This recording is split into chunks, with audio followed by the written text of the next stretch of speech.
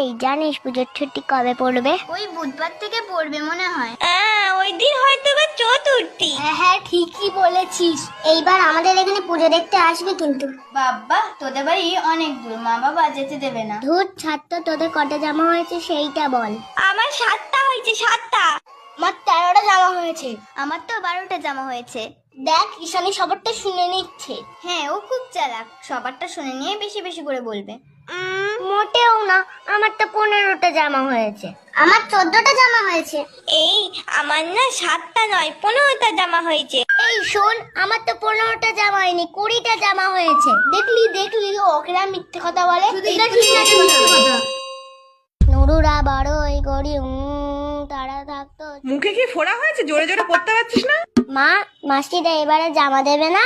কি জানি, দেবে না হয়তো। তুই এখন পড়। তাহলে আমার একটা জামা পরেই পুজো কাটাতে হবে?